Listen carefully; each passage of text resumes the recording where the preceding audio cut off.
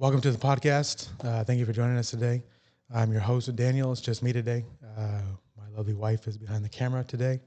But anyways, thank you for joining us. We have a good episode for you this week. This week we are joined by evangelist Gilbert Martinez from Arizona. He's over here in Universal City doing a revival for us. It's been great. It's been powerful. It's always great when he comes to visit. Usually comes about once a year.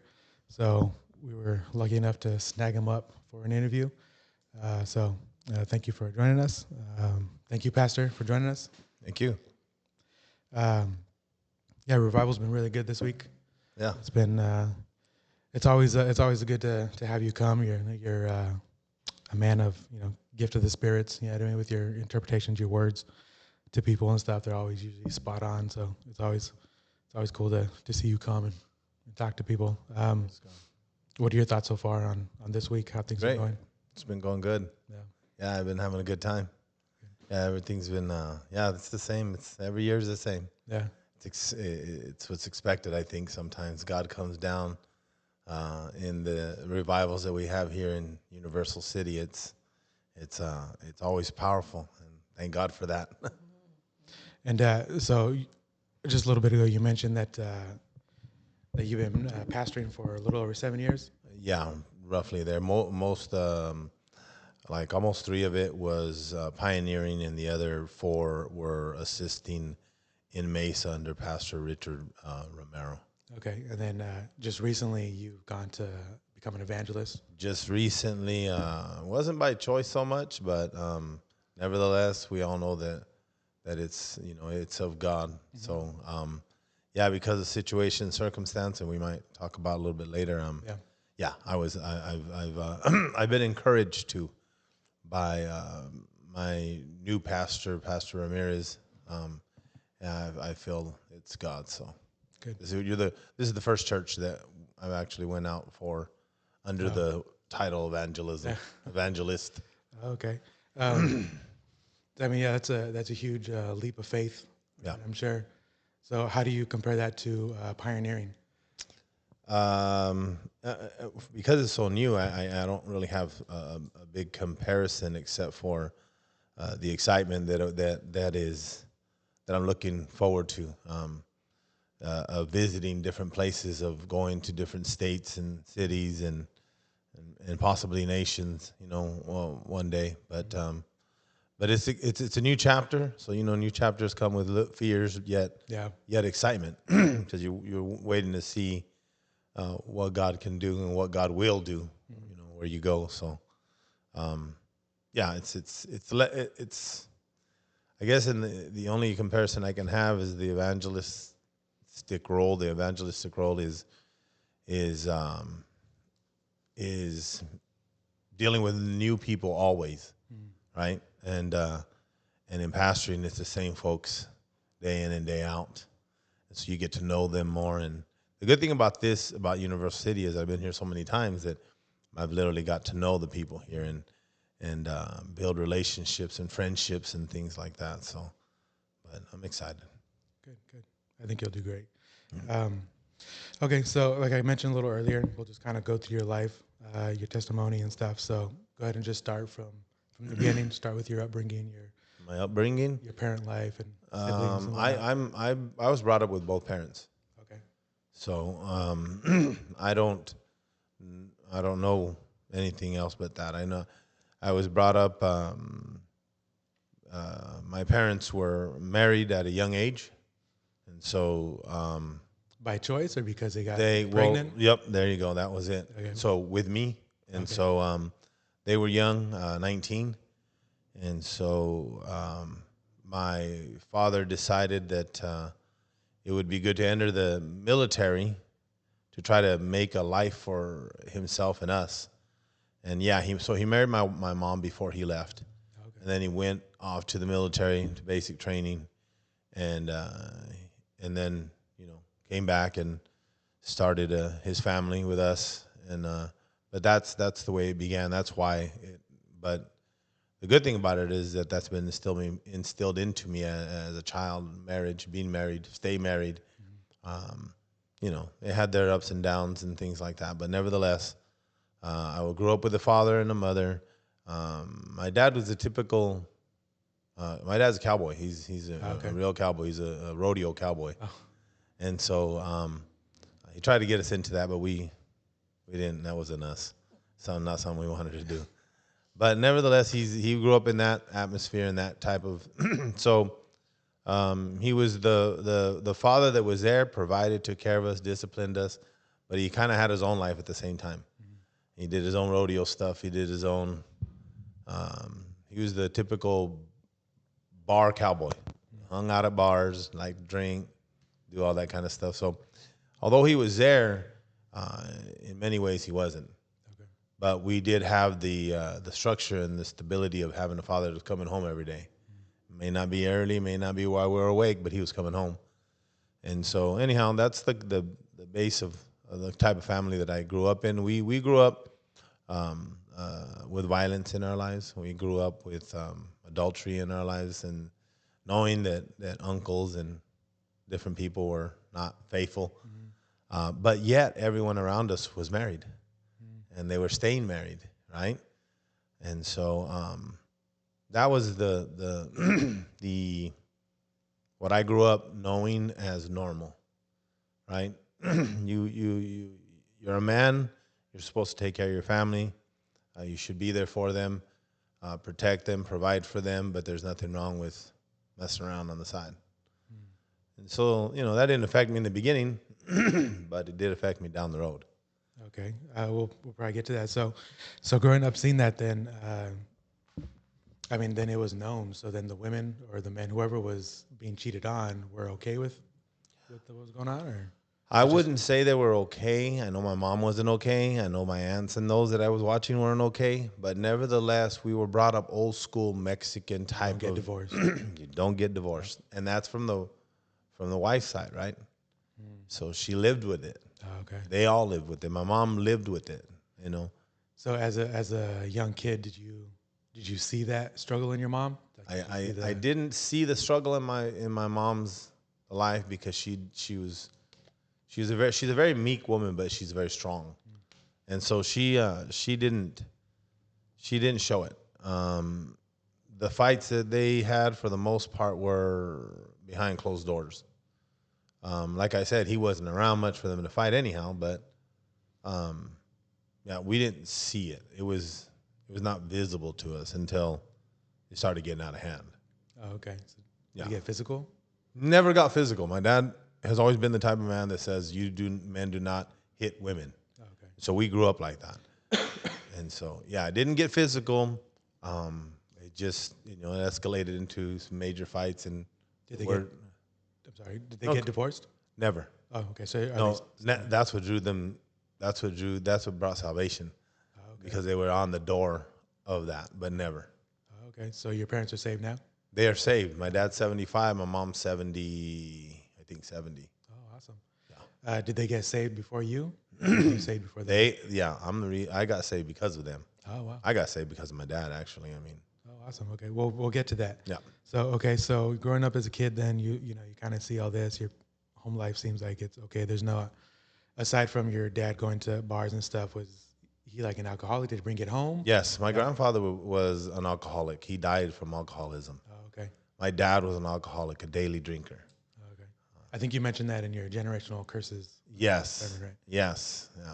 And Okay. So your dad was a big drinker as well. big drinker as well. Yeah, that's why he was gone every day. He's always drinking. And so was that another normalized thing that you saw? That was normal. Yeah. That wasn't alcoholism to us. It was just It was just that's the life that he lives. Okay. And did you have any siblings? Yes, I have 2 younger brothers and a younger sister. Okay. And did did this kind of way of life, did it affect them as well? Not Did they- from, not no, not. They didn't fall into alcoholism. I would say we all followed that road because of the example. We all dabbled in it in different, one of us at different levels. Yeah, I mean, it was the example set for us. So the reality is, whether we liked it or not, we tried it. And, some of us liked it more than others. I think I liked it the most. So I'm curious, with your sister, did she fall into relationships where the men cheated on her? Absolutely. Yeah. Absolutely. Okay. Yeah, it's interesting. The cycle. I mean, you kind of mentioned it in your sermon the other day, right? It's the cycle of, you kind of go through the same things, and even if it's kind of weird, right? When from the men's side, you see your dad doing that, so you do the same actions, but for the woman's side, they are attracted or they fall into the relationships of the men that do the same thing, even though they're not the ones acting, right? They fall into a relationship where they're being acted on. Yes. But Yes. still, yeah, I mean, that's the whole thing, your sermon the other day. Okay, so would you say that you had a better relationship with your mom? Were you closer with her? I would say my mom was she was a homemaker. She we're boys, 3 boys before we had the girl, right? And so we lived in a ranch. We lived out in where we had all kinds of animals. We lived in a farm type of thing. Okay. And so we were away from all the daily stuff of life with the world and what everybody else was doing. We were feeding animals and we were cleaning this and cleaning that. So basically we spent our time away from our mom. She was inside doing her thing, and we were 3 boys running outside in an acre of land, just doing whatever. So we were still close. I think all of us, one of my brothers probably closer to my mom, but it wasn't me and my younger brother. We were close to my dad. Okay. Yeah. Okay, so as a child, were you then were you a troublemaker or anything, or just kind of a normal kid? No, we were out there. There's not a lot of trouble you can get into outside in the fields. Yeah. We were in the alfalfa fields we actually lived next to a landfill, believe it or not. Oh, well. A landfill, a city landfill where they brought all their trash and dumped it, and we were probably a half a mile away from a dump. And so we'd go play in the dump. It was crazy. You can find all kinds you don't know what you can find in a dump till you're in a dump. Yeah. And so, most of the time, because in them days, you didn't have to worry about anything. You didn't have to worry about people and all the stuff that you worry about now with your kids, right? Mm. And so we'd go anywhere and everywhere and just come home when we were done playing, and so there was no real trouble to get into until we moved back to the city, which was later. Oh, okay. When did you move to the city? We moved back to the city I was already in my 20s, I think, my 20s. In my 20s when we moved back. Okay, so you're in your teens. You were good. Just my teens, yeah. I was a baseball player, so my dad put me in baseball from T-ball league. So from T-ball all the way through high school, I played ball. So I kept myself away from trouble by baseball. Okay, focus on sports. Yeah. Okay, and what was the reason for the move? The reason for the move was because my dad had my dad's pride had got him in trouble to the point that he didn't take kindly to people talking to him in a certain way. To him, it would be disrespect, but for the most part, I think it was just he didn't like people telling him anything, and so he ended up quitting a job of 22 or 24 years. He had worked for the city as a water superintendent, but he got in an argument with one of the guys trying to tell him what to do, and he literally just quit. So he took his pension and took his whatever it was he had, 401k, and left and said, well, we can't stay here no more. And so it was literally his decision, and it's because of him that we had to go back. We went to the city. Okay. Yeah. And so during high school, did you experiment with alcohol at that time, or not until your 20s? Yeah, during high school, yeah, of course. I mean, I think everybody that is in high school at one point in time starts to get what do you want to say, tempted by that. Yeah. And so and because my family drank as it was, of course I started getting into it, hanging out literally in 10th grade. 10th grade, started hanging out with buddies and going places, and started, dabbling in it a little bit, but made sure my dad didn't see me because I didn't want to get in trouble for it. Okay, that's what I was going to ask. Did you have one of those families where they're cool with the kids drinking and stuff like that. You know, some of those Mexican families are this. I think the first time I drank in front of my dad, it was when I was 18 years old. Okay. The first time I drank in front of him. But I had many other times where I didn't drink. That I drank that he didn't know of. Yeah. But yeah. Was he okay with you drinking? At 18, yes. He knew legal was 21, but he says he's 18, you know. You're a man now. Yeah, you're legally a man. You're your own man. I was far from a man. But yeah, he just said, okay, well, as long as you drink around me, I can see you. I can take care of you. Oh, okay. So, so your dad didn't see that he had a problem? No, not at all. Not at all. Our whole family did it. My dad's side, my mom's side. That's the reason we hung out, was so they could drink and barbecue. Drinking barbecue. Yeah, that's it. Okay, so so after high school, you said you didn't move back to the city until you were around 20. So what'd you do after high school? Did you go to school? So I dropped out of high school in my senior year. Believe this, second semester. Oh, really? Second So close? semester of my senior year. So that's when I found out that my girlfriend at the time from high school was pregnant with my son, my oldest son now. And my dad had always told me that if I ever did that, if I ever got a girl pregnant, that I was going to have to stop doing what I'm doing. It's going to stop school. It's going to stop my pursuit of baseball. I had scouts there at the games looking, and when I found that out, he told me, he had told me this way before in my sophomore year. But he says, if this ever happens, he goes, you're going to have to go to work, because real men go to work and support their families. Well, for me, that was an excuse to just quit school. Yeah. I was done with school anyways. So anyways, that's why I never graduated. And so basically, what's amazing, and I didn't think about it till right now, this moment, and that is that it was 19 when my dad had me. It was 19 when I had my first son. And so, of course, all I did was go to work. I went to work and to support my son and his mom. So since you said your parents were kind of old school, did they say anything about trying to make you guys get married because you did knock her up? Absolutely not. Oh, wow.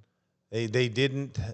I think they might, to be honest with you, I think they might have mentioned it, but didn't press it and didn't make it a big deal.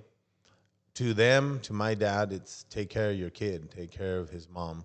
That's what men do. That's the right thing to do. Okay. Because, a lot of the old school mentality is if you get pregnant, you better get married. Like, even if it was a one-night stand, you know what I mean? Yeah, it's true. So. Yeah, no, they didn't. Okay. So then you ended up not getting married to her? I didn't. I had proposed at one time, and I think why I did it more because she wanted me to, not because I wanted to. Mm-hmm. But yeah, I proposed, but it never happened. Okay. Yeah.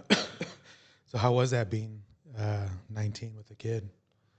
So at that time, I guess just to establish a timeline, about what year was this? What year? So my graduation year, I would have graduated in 88. Okay. So it was that time. So in 88, you're small town, middle of nowhere. Was there a lot of teen pregnancies, or was it pretty I would rare? say it was starting to be more and more, yeah. It was more prevalent. It was starting to be the norm. Okay. But it wasn't, But yeah, it wasn't something, a shock. It was, everybody around. Yeah. I knew a lot of friends that had kids, mm-hmm. and then even in high school, they had children. Yeah. So. Okay, so since you weren't married with her, were you guys two separate homes, or were you guys living together? We were in two separate homes for the beginning. Okay. And then eventually her parents told me that, I should move in. And so I moved in with her parents and her until we could get ourselves situated. And then finally I got into our own place. And so it didn't take long. We were living in our own place. Okay. Yeah. Okay, so then you were making it kind of a goal to be part of your son's life. Absolutely, yeah. So that's good. Okay, and then so how long does that last for? Until you guys moved to the city? No, that was, so I was in the city there at that time. At that point, I was in the city. Okay. My parents then moved there later, but that was me, and I was there, and we were there from then on, right? So how long was that dynamic of your son, and the That was the mom? literally 2 years. 2 years. That was it. That was all. That was all. That's as long as it lasted. Uh, so how was the relationship then? Were you guys always fighting? Kind of The just relationship was great until I want to say that it got too serious. That maybe I never really found out the specifics, and this is probably what started me on the downward spiral. Was she didn't want to be attached, and so kind of got me because I was like, "What do you mean attached? We had a child together. For the last 2 years we've been raising this boy. What are you talking about? Now I don't want to be attached." So the words that came out of her mouth were, "I'm too young." I said, "Well, you're too young for what?" did she have those thoughts as well for having the kid, or was it just with you in your relationship? No, well, I mean, just me. I want to say just me. Yeah, Okay, it's just relationship wise. okay, because I know a few examples of friends and stuff that got pregnant as teens, Yeah. and you can see like it affects them in depression and other ways because they feel like they've missed out on their youth because they're a mother now, or you know what I mean. Yes. So with like that, like I'm too young, That's the right? So same. That's exactly what she said. And then so that's exactly what and so she went out and moved out. She moved out of our place. okay, And so of course for me it was too much to be there in that place that only I knew with her. And so I eventually moved out of that place too, just because I couldn't. I was going to stay there. I went back to my parents. okay, And by that time, I think they were in the city, and so yeah, yeah. And the ridiculousness of it, I guess, and as I think about it, is that she went from being with me to being with another guy, and staying with that guy for a few years. Yeah, that kind of just blew me away. It wasn't. So the truth was, I guess I find out that that's not what it was. yeah. You know, And so what happens with your son at that point? Do you guys split custody, or and he goes with her. My son was raised by her mom, her mom. Reality yeah? is that he was raised by the grandparents. Okay, They took care of him. She really did want to go out and do what she wanted to do, and she did it regularly. And so, in reality, the truth is, my son was raised by the grandparents. I would go see him. I'd pick him up on the weekends. I was actively involved until I started getting deep into my stuff. Then I started neglecting that. But in the beginning, I was with him and had him. Even when I was messed up, I still would bring him over. And so I was never out of his life. okay. So yeah, that's sad. That seems like a common theme with a lot of, like I was kind of mentioning, the teen pregnancies where Yeah. they end up getting raised by their grandparents because the kids are just don't want to deal with it. Uh, okay, so then that was a pretty pivotal moment in your life, right? Yes. Because you know, if you would have not knocked her up, then your life could have gone a whole different trajectory with probably college and scholarships and baseball and all that stuff, right? Yeah, potentially. Could have, We didn't. Yeah, it was. I mean, they were there, yeah. and so I don't know where that could have took me. Absolutely. Okay, and so then, so then you kind of mentioned a little bit. So was it just that the relationship and with your family that forced you into this downward spiral, or was there other stuff, or what happened there? As far as I want to say, as far as my home life, because I didn't know anything different or if anything was wrong, since I didn't know that my parents, the stuff that was happening in their lives and how my mom felt and all that, there was nothing wrong with my life as far as I was concerned. Everything was good. We were fine. We lived a little above average life, I guess. We were definitely not rich, but we didn't live in the poor parts. And my dad had a really good job, and so I didn't know anything. I didn't know anything was going wrong. So I guess what happened for me personally is I vested my entire life into this relationship with this girl because I had never had any girlfriend or anything before that, right? So I invested everything into this, And so when it fell apart, I fell apart. It was literally tied to that. So what happened? You get it just heavily into alcohol or Oh, I drugs? started Or? I started drinking a lot, partying. I mean, at that moment I was 20, maybe 4, maybe 23, 24. And so I started getting into going out to the parties, the clubs, to the everywhere, hanging out, going out with women here and there. I started dabbling in cocaine. Um, that's about the depth of drugs and drinking. There were two things that I did was drink and cocaine. Okay. But I got deep into that. Yeah. Yeah. So when you say deep, like it started to affect your personal life and like your job, Oh yeah, all that stuff? Yeah. absolutely. It affected everything, and nothing else mattered more than those two things: drinking, party, women, and cocaine. Oh, wow. So you just started dedicating your time and money, everything just going to that? Everything.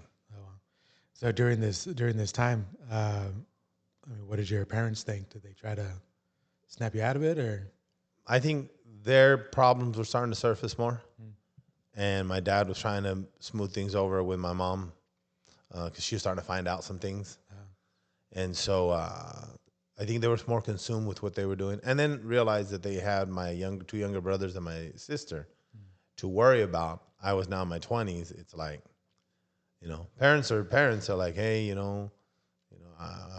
they didn't know how deep I was into things till later, and so in the beginning and for a while they didn't have a lot to say. They had their own life to live and my siblings to take care of. Okay. And so how bad did it get, would you say? Like, did you spend like all your rent money, car money? Like, what was your rock bottom? Like, what Yeah, was that moment? my rock bottom was any money that I got, any money that I found, stole, went to drinking and drugs. Eventually, it just went to drugs. Okay. But I mean, I lost everything, anything, and everything. I didn't care to work anymore. I was one of those that you see out there that tries to find something to take, steal, do, beg for, to try to keep the habit going. That was my rock bottom. I didn't own anything. I owned a shirt on my back and a pair of pants and worn out shoes. I was a literal drug addict, addicted on the streets.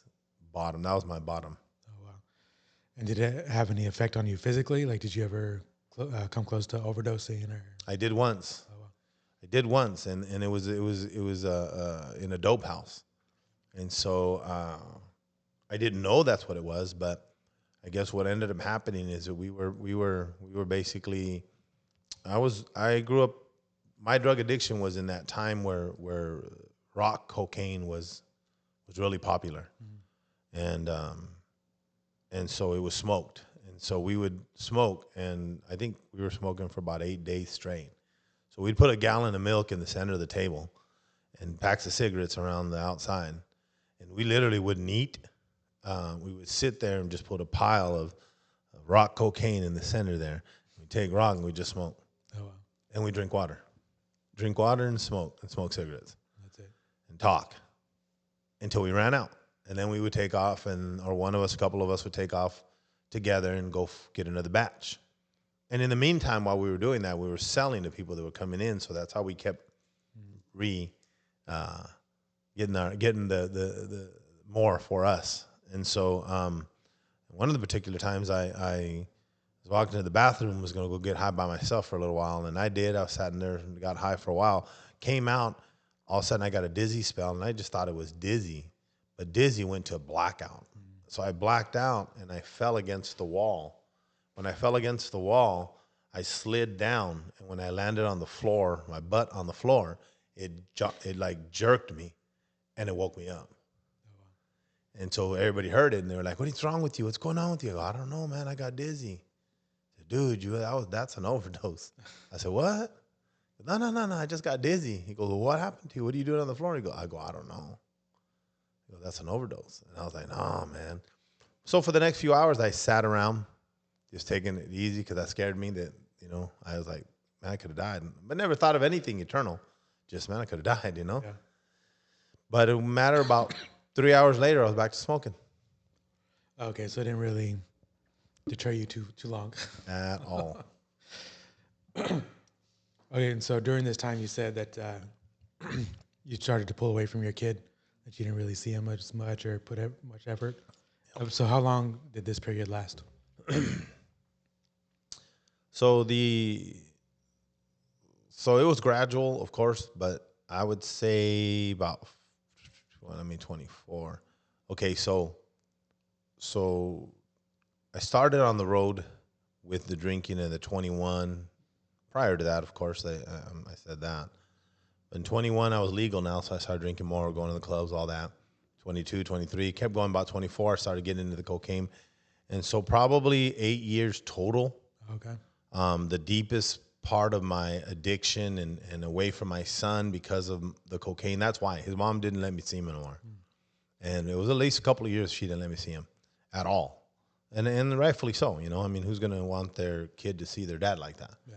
But the bad years, the worst years are probably 3 to 4 years because I got saved at 28. So 3 to 4 years of just serious. I mean, so you see me right now, I'm 240 pounds. When I was at my worst, I was 145 pounds. Oh, wow. So I was 100 pounds less than what I am right now at my worst. That's crazy. That's pretty bad. So then, so obviously, I mean, we all know that look. And did you have your family that, like brothers or cousins or anybody that tried to get you into rehab or try to help you out through that, or did you distance yourself from them as well? Because I'm the oldest of my family, and my dad was, I guess in a way you could consider him the dominant male of our family, period. Even on both sides, my mom and my dad's. He was the dominant. So he's the alpha. So because when you're the alpha, your kids are alpha. And so anyone and everyone who could possibly try to help or had thought about helping or were considering, they wouldn't say anything because my dad's the alpha. So you don't tell the alpha tells you. And so because of that, we were kind of, you know, nobody would come up to us. Nobody would tell us nothing. And since my parents weren't, and my dad didn't have the right, because my dad at that moment, in that time, he was starting to get into cocaine, but he was selling, and he was using, but just snorting. Not a lot though. It didn't wow him. He didn't get hooked to it. He just liked to drink, period. But it was there, so it was almost like, what am I going to tell him? How am I going to advise him? And you know the macho Mexican. The macho Mexican is you got yourself into it, you get yourself out of it. So eventually they were thinking, you know, he's in it, he's going to get himself out. He don't got, you know, that's what we do. We're strong Mexican men. Yeah. And so, yeah, I didn't have any help. My brothers were doing their own thing, and it wasn't good either. So, you know, I'm the oldest, they're not going to tell me anything. Yeah. Okay. Excuse me. So during this time, did you ever feel, I guess, lonely or kind of like you were on your own? Or Absolutely. Yeah. Yeah. I mean, so I had dedicated everything that I was to my son's mom. And so for a few years, well, I was with her about 6 years. And so for 6 years, that's all I knew. And I had made that my life. And so when I was with her, I was not a drinker.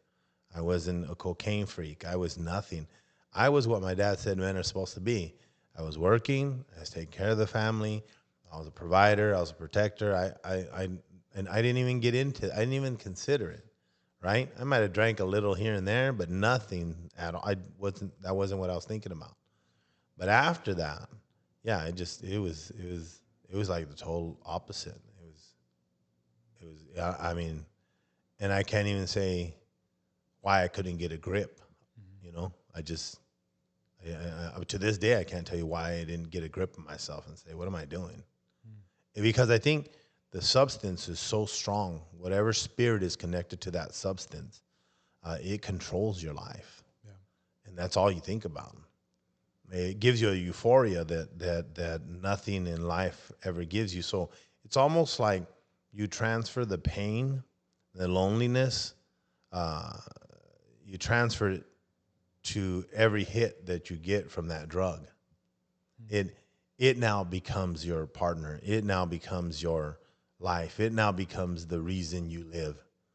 And so, and it's the feeling that comes from it. It's like a feeling in a relationship of love or whatever you want to call it. It's a feeling that it gives you, and then now it like becomes your partner.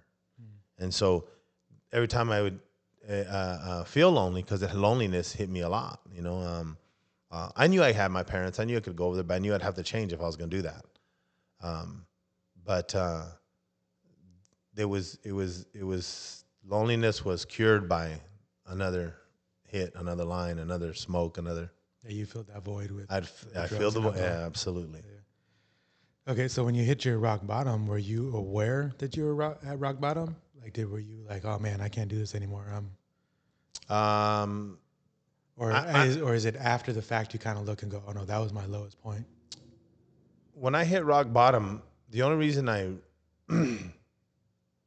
how would I say?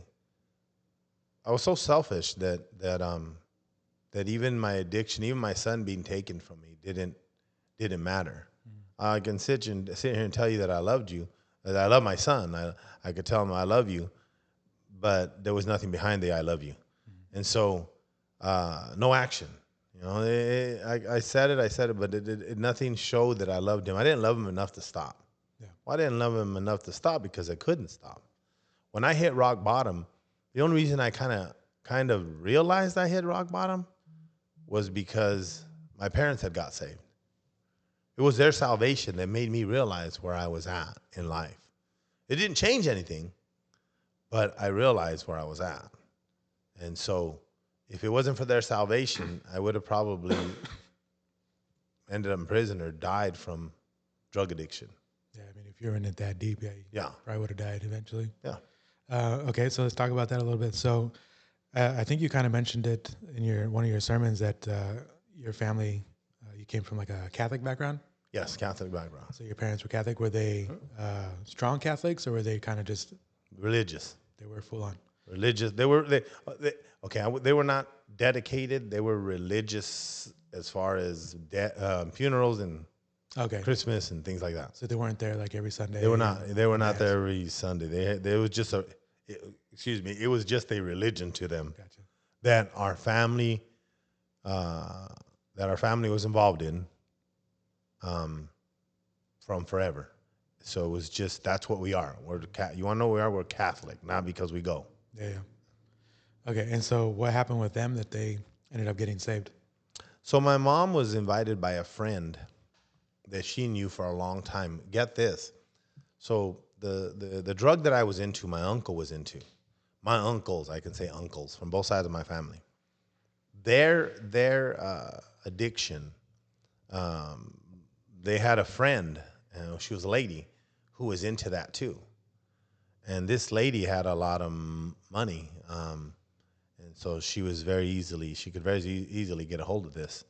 And so they were friends with her. Well, through that, my parents were friends too, in different ways.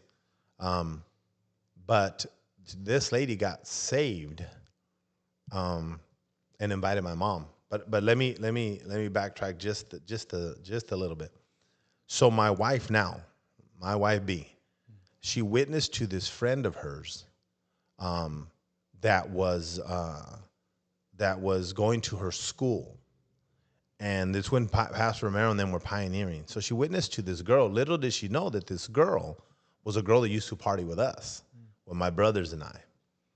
Her and her friends used to party with us. And so this girl gets saved in high school, comes to church, gets saved. She's dating a guy or wants to date a guy or likes a guy. I don't know how it goes. But nevertheless, she witnesses to the mother of this guy that she likes. And that mom is my mom's friend. And so because of my wife witnessing to her friend and then on down, so she ends up the lady comes to church, gets saved. She starts talking to my mom. So my mom's like, oh, okay, yeah, that's nice. Well, my brother gets saved through this lady, all right? My younger brother, he gets saved. He starts talking to my mom a lot now. My brother does. He starts talking to all of us. But me and my dad ain't hearing it, you know? And so he starts talking to everybody else. My mom ends up getting saved through that. And so after my mom got saved, my dad came just a little short time after that. And so that's how they ended up getting saved, not me not knowing, but through a witness of my wife when she was in high school. Oh, that's crazy. That's an awesome testimony for just everybody witnessing to, even if, I guess, what was it? So just the importance of it, I guess, right? And the effects and the, what is it? The, not trickle down, but like just the reaction, I guess, of, how far that chain can go. Yeah. Just from that one little point of From one witness. Yeah. That's pretty crazy. That's pretty awesome. Okay. And so then, so when your parents get saved, then I'm assuming that's when they start to try to talk to you to change your life and stuff. So my parents are saved now. So my parents were saved 2.5 years before I got saved. Okay. I lived in their house. I brought drugs. They didn't know, but I brought drugs and all that stuff into their house. So this is the powerful thing of this. My parents were saved for 2.5 years, and they said they would never go into my room because of what they felt when they'd come to the door. Well, I can just imagine what they felt. It's a spiritual thing, yeah. Yeah, and so they were saved, and they were always praying for me. And that my dad would always say, I could tell you that I knew my dad's. This was a testimony of that. A testimony where my dad's testimony spoke volumes to me when he didn't say much to me at all. They didn't witness to me. They left me alone. I was very hateful, very violent, secluded, because I was in the drug. But I would always, so I knew my dad's an alcoholic. I knew my dad didn't call him an alcoholic. I knew that he would come home every day with at least a 12-pack or an 18-pack and sit and drink the whole night until he was done. And he'd do it the next day again. He did it Monday through Sunday. And so the weekends were party time, but, he did it all the time. So when I seen him, I started watching him sitting at a kitchen table with books out. I didn't know what he was doing. I thought he was just working, but he was reading the Bible. He was doing studies, and he was writing down scriptures. And I'd walk by, and I was like, hey, what are you doing? The first time, only one time, because I didn't want nobody witnessing to me. And so I looked at him, and I'm like, what are you doing? He goes, I'm reading the Bible. I said, you're reading the Bible? Come on, no, really, what are you doing? He goes, no, check it out. I looked over and I walked by. I was like, wow, what's got you into that? Starting to go to church with your mom. Cool, that's good. I said, I'm glad for you. I said, that's good. He goes, you should try to come. I'm like, I'm good. And so, but the testimony, every time I came out of the room, because I was only home for times here and there, but every time I came out of the room, he would say, hey, come here, boy. Let me show you this word, what God says. And, man, you could have been speaking Chinese to me because I didn't understand what the Bible was. I had scales over my eyes. Yeah. I had scales over my heart. And so I would look at him, and I'm like, and he would say, yeah, that's what it says, powerful, huh? I said, yeah, that's cool. All right, I got to go. And I'd roll out. But that testimony, that consistent testimony for 2.5 years is what spoke volumes to me. I didn't know what he was doing because I never retained anything he ever said to me. But just the testimony of watching him, I know no more. Hey, so you guys going out? You're going to dance? I heard somebody's getting married this weekend. We don't do that no more. Why not? Go out and go dance? That's crazy. Because you guys going to have a good time. You just don't drink. Because no, we don't do that no more. Christians don't do that. So just little things like that, And the day just came for me. It was finally there, after 2.5 years of watching them. There was no doubt that whatever he was doing, there had to be God involved somehow.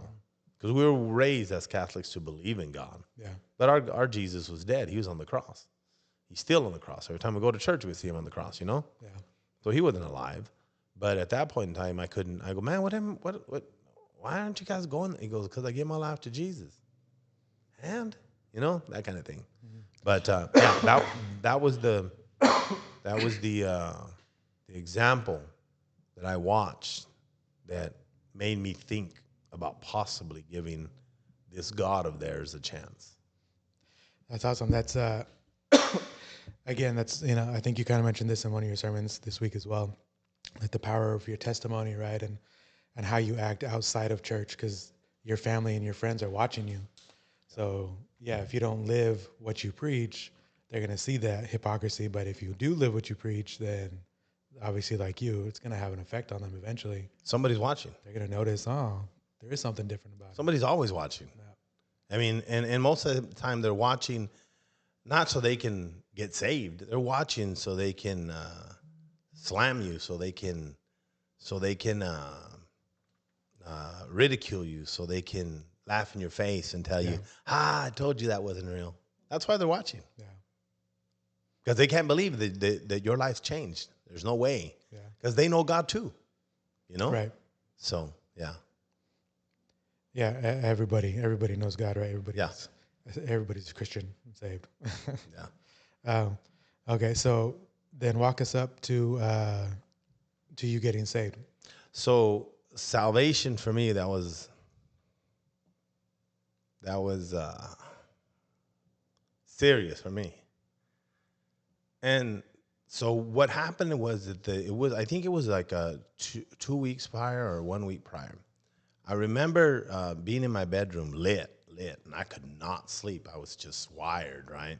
Because of the cocaine, I was wired. But I knew that eventually I'd fall asleep. And so I was laying in the bedroom, and I would remember crying out to God and saying, God, I don't want to do this no more. I don't want to live like this no more. What do I got to do to change? I need to change. I need your help. I remember saying, if you're real, show me, help me.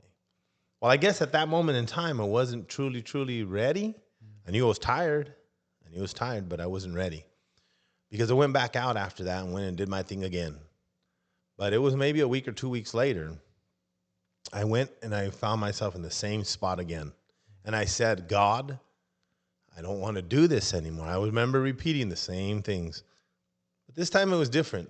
I said, God, if you're real, I'm going to go to sleep. And I probably won't wake up for like 2 days. Because that was my pattern. After going, I would probably 2, sometimes almost 3 days, I wouldn't wake up.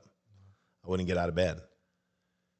And so I remember saying, God, if you're real, when my parents come back from church, because I knew by then that they were going to be there every Saturday, and they would be home about noon or 1 or 2, something like that.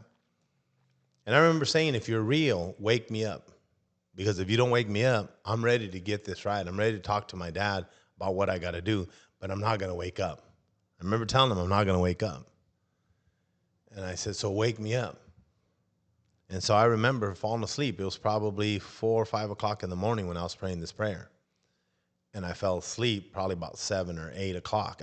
And that's the last time I remember seeing the clock. And lo and behold, when they came home, I can't tell you what time they came home, but it was a few hours later, it's 5, 6 hours later. I was dead gone by then. I remember hearing a door squeak. Not them come in, a door squeak. And from a dead sleep, I opened my eyes. I'm like, well, looked around. Are they home? And then I could hear the door close, and I could hear them talking. So at that moment in time, nevertheless, I had a decision to make. God woke me up. I believe God woke me up. I had a decision to make. Am I going to get out of bed? Am I going to go back to sleep? What am I going to do? And I said, no. I said, if you wake me up, I'm going to talk to my dad. So I went in the living room. Once again, he was at the table. He's reading. He's got his Bible open. And I walk up to him. And I sat there. I sat on the chair beside him. And I look at him. And he finally lifts up his head. He goes, what's going on? I said, man, Dad, I said, I'm tired.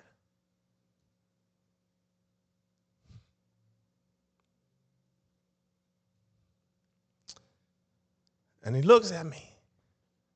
Goes, tired? I said, well, then go back to sleep. I said, no, I'm tired of this life. I said, I want to change. And I remember telling him, I don't know how. How do I change? He was shocked. And he said to me,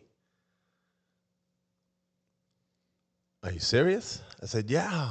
I said, whatever I got to do. I don't know where to start, So I'm coming to you. I'm hoping you know where to start. He goes, well, I'm going to tell you where it starts. It starts with a prayer.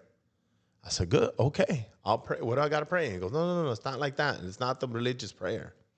I'm going to say a prayer with you. You need to mean it from your heart. I said, if you mean it from your heart, God will hear you. And God will help you. And God will change you. And I said, okay. I said, that's what I want. That's what I want. And he goes, all right. I want you to repeat this prayer, but you need to mean it. I said, I will. So he prayed the sinner's prayer with me. It's not nothing standard, nothing, there's no special words. But I repented, and I asked God to forgive me, and I turned away. I said, I'm going to turn away, and I'm going to follow you, and I'm going to read your word, and I'm going to do what it says. And so I prayed the prayer, and I didn't feel anything. I didn't feel anything different. Nothing changed, at that moment in time that I can say that I felt. But I remember him taking me over to his bedroom, and my mom was laying on the bed. I guess this is their normal routine that I didn't know. They would come home after outreach and lunch. He would read the Bible and study on the table, and she would go to her room and read her Bible. So she's in the bedroom reading the Bible. And my dad says, hey, guess what? And she turns around. She goes, what? He says, your son, he got saved. She goes, what? Yeah, he just prayed with me in the kitchen.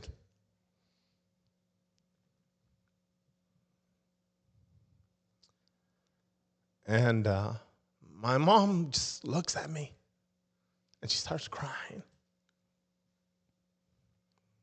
And I'm like, what's wrong? What's wrong with you? I say, why are you crying? Mom, I just prayed a prayer. She goes, you don't know the prayer you prayed. She goes, really? To me, it was not a big deal as far as a prayer because I was religious. I'm a Catholic. Prayers are religious. But it was real. And she goes, good. She goes, praise God. Thank you, Jesus. She gave me a hug. I said, I'm tired. Can I go back to bed then? I mean, is this the beginning? Is there something else I got to do? And they're like, no, go back, go to sleep. Because tomorrow we got church. We'll wake you up. Tonight we're going to go to outreach if you want to go with us. I said, what's outreach? And they go, that's where, and they start explaining. All right, well, if I wake up or wake me up, I might. And sure enough, they said they were getting ready for outreach, and I could hear them getting ready, keys and things going on. And I got up. I go, you guys going to outreach? And they say, yeah, why, you want to come? I go, yeah, what am I going to do here? I was still lit, still under the influence, So I just went with them. I walked around out there. Next morning, they woke me up. Hey, we're going to church. They never put pressure on me. They said, you want to go to church? I said, yeah, I'd like to go. And so I went. That was Sunday morning, Sunday night, the same thing. And that was the beginning of my salvation. I remember on Sunday morning, Pastor Romero preaching, and I cannot tell you what he preached. I cannot tell you the message. The only thing I remember is him saying at the altar call. That's the only thing I remember. Anybody need change? Anybody want a new life? Raise your hand. And I raised my hand. I went to the altar, and I prayed the sinner's prayer one more time. And that was the beginning of my salvation. Okay. And that's awesome. That's that shows the power of salvation, right? When somebody gets saved and somebody who knows, right? That's a powerful thing.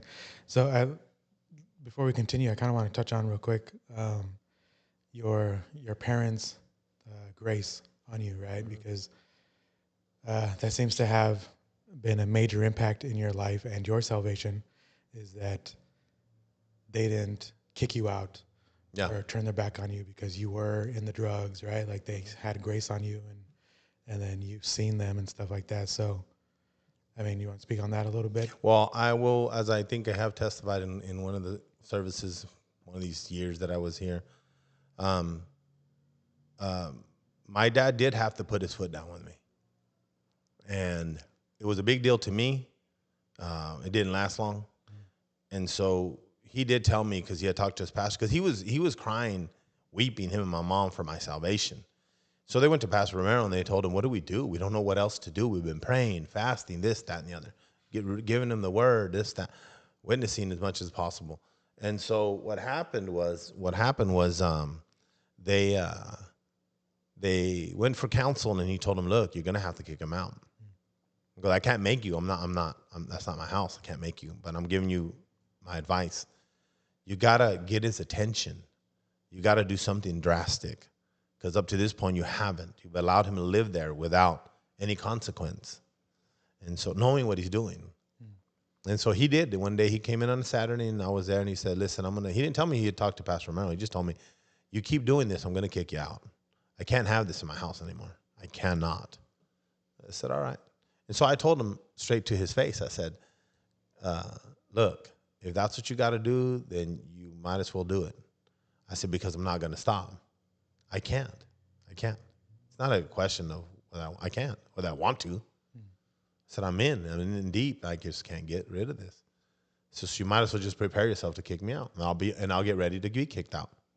I said, if that's right now, then that's right now. No, I'm giving you a chance. And so sure enough, the next time that I went out, I left. I was home for about 3 days, trying to fight this because I didn't want to get kicked out. Yeah. But home for about 3 days. Finally, the drug the withdrawals took over. The pains and aches took over. I took off again. And I knew when I took off not to come home because I was going to get kicked out. Why worry about being kicked out? So I left and I stayed out. I never came back. And so, but it only took about a couple of weeks before my dad sends my brother to go find. They knew where I was at. I was always at the same place. Yeah. Send him to go tell him, come home. When you're ready, come home. And so sure enough, I was dying to go home, but I went home. And so, but nevertheless, what he doesn't understand, and I've said it in many testimonies, that made impact in my life because he was willing to do that. He was willing to basically,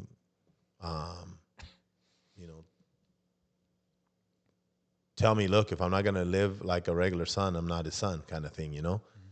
And so, and I knew it was all me. So when he put his foot down with me and said that, I took it for reals. I was, and it hit me. And when the thought of when I was in the dope house, as much as I love the drug, I'm a family person.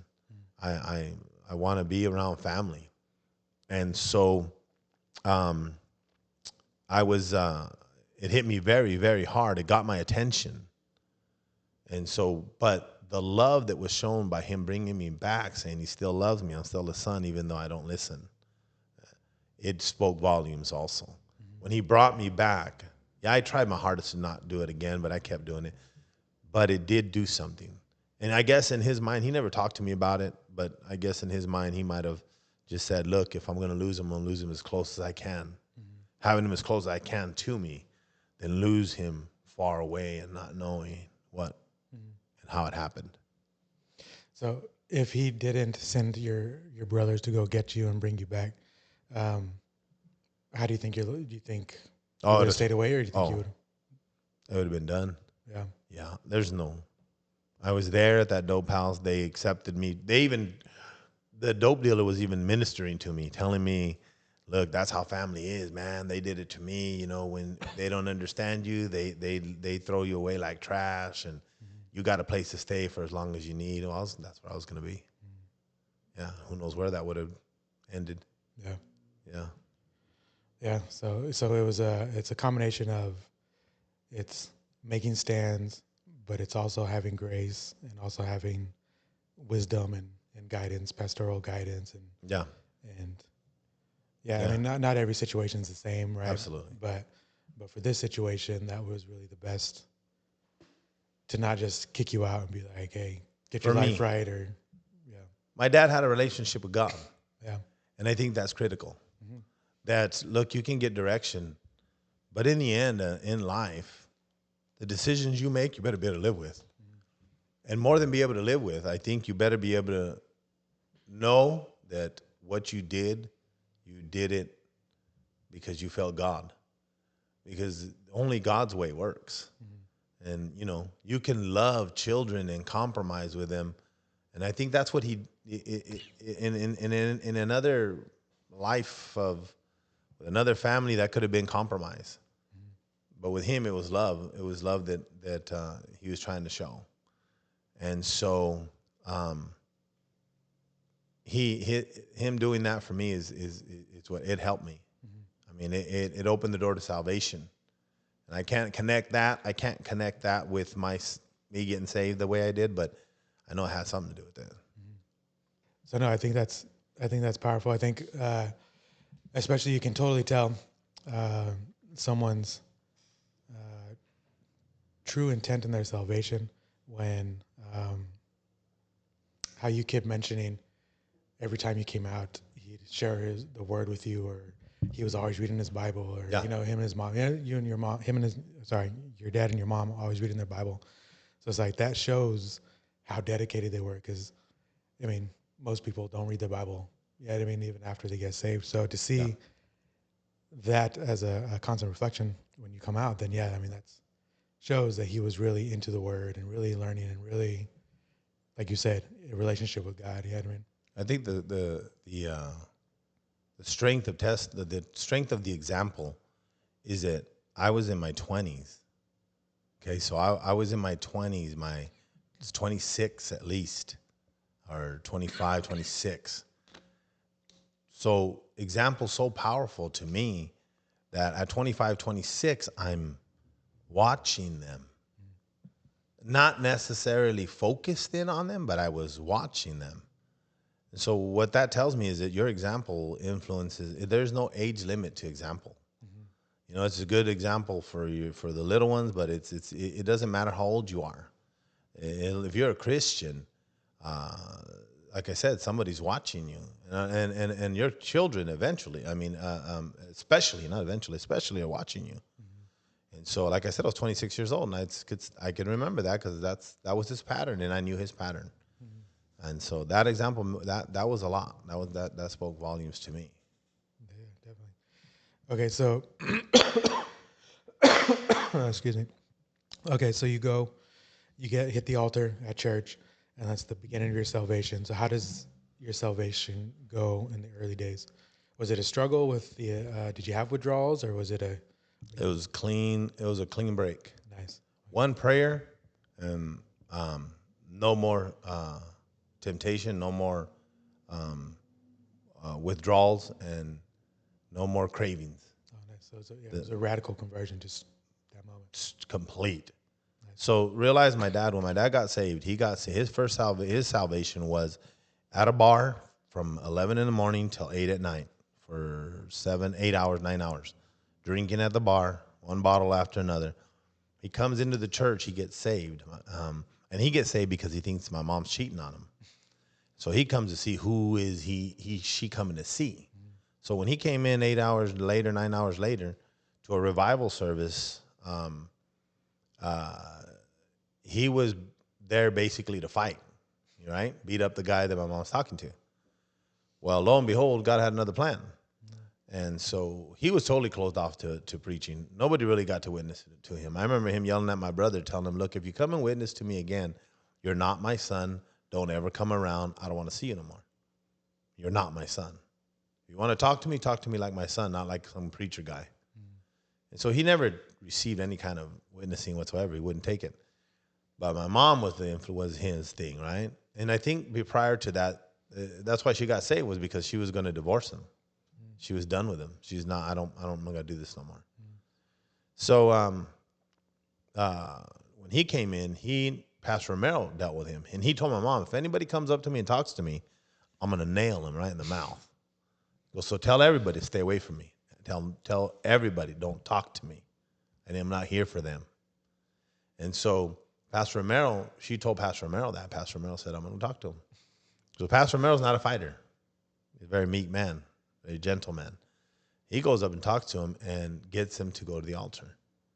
And so he goes to the altar and he weeps like a baby. Oh, wow. My dad's testimony in a nutshell is I went up to the altar, I prayed a prayer, I didn't have no plans to do this.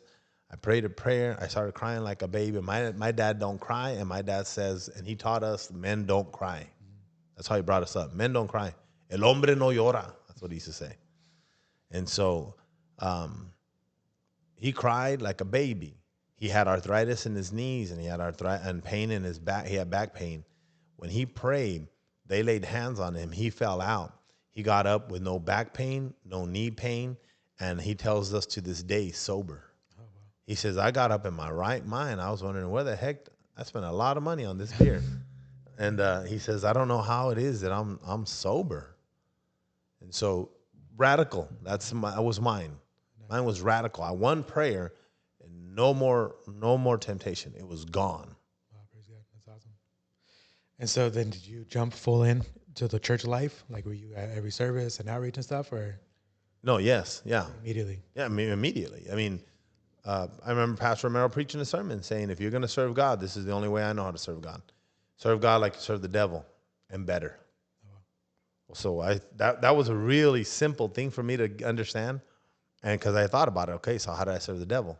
Shoot, every day, all night, you know, sometimes 7, 8 days in a row, no sleep, you know. I'm like, so there's nothing that would be too much for me if I'm going to serve God like I serve the devil. And so, yeah, I started getting into everything. That's why revivals weren't a problem for me. That's why late nights for anything, building props for programs and all types of things, going to Prescott and coming back and being home at midnight. Anything that we did wasn't a big deal to me because I'm going to serve God like I serve the devil, but better. That's awesome. Okay, so you have clarity of mind, you're clean. So soon after then, I'm assuming you start to try to rekindle your relationship with your son? My son, the rekindled relationship is a miracle from God. I remember praying to God, asking God, I'm trying to live for you, God. I've been saved for a couple months, and I said I just really would like to see my son, and I don't know what to do. I said because he was taken from me, and it was the right thing. So I felt the need to call his mom.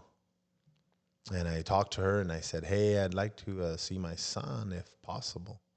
She goes, "What?" She's a woman of attitude. She goes, "What?"